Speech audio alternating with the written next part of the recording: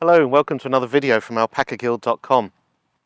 It's feeding time here at the moment, giving them a little bit of lucerne chaff, something that just bulk them out a little bit. They absolutely adore it. Just sprinkled in a line on the floor here. They're not fighting over it. They're happy to just sort of join in and have a good meal together. But what I want to talk about today is identification of your alpaca. Now it's really important that we can tell them apart.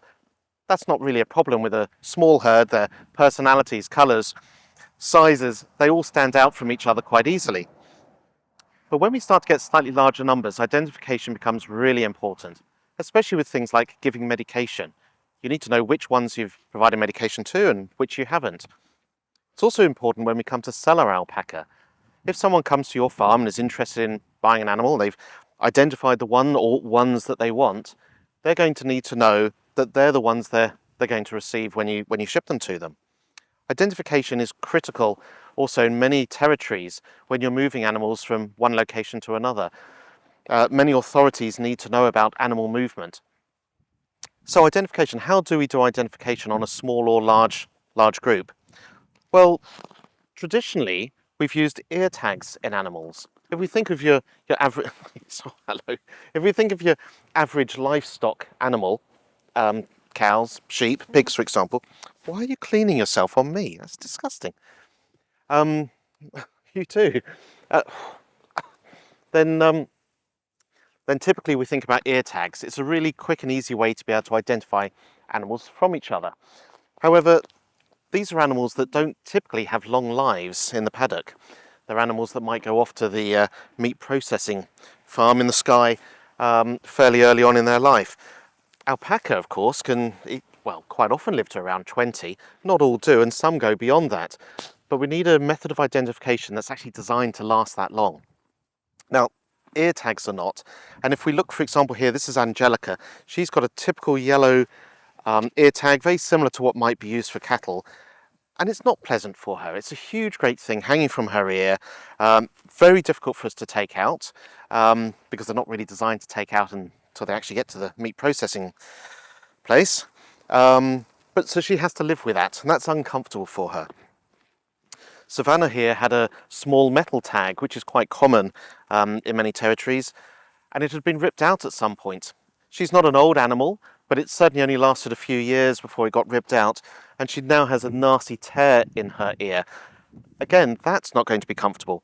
And even the process of actually fitting them to the ear, you've got to be very careful to make sure you get it just between the veins in there. Otherwise, you're going to cause distress and bleeding on the animal. So really, ear tags are a bad way to go. But that's what we all use. It's cheap, it's easy.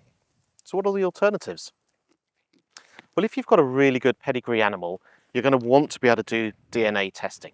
Now, DNA testing is the absolutely perfect way of identifying one animal from another, except you can't do it visually.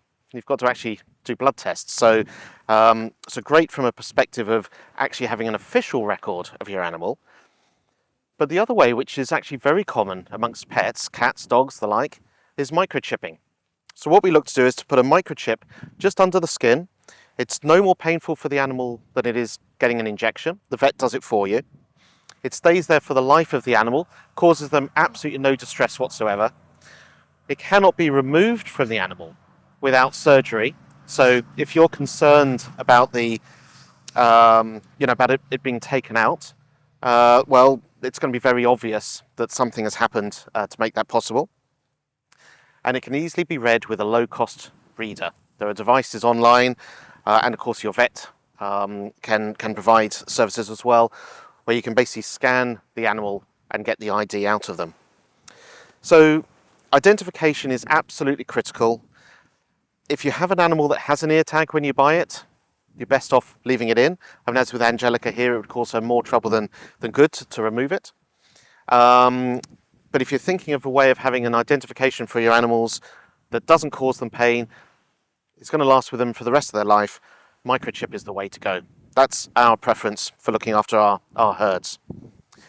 Now, alpacaguild.com, we support all different methods of identification, including those identification tags that might have come from different registries.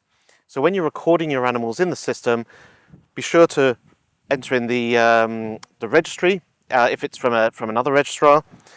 put in the identification number, or if you've got a microchip, put the microchip number in, and you can also provide us with DNA certification so that we can actually link these animals to their parents and their offspring as well.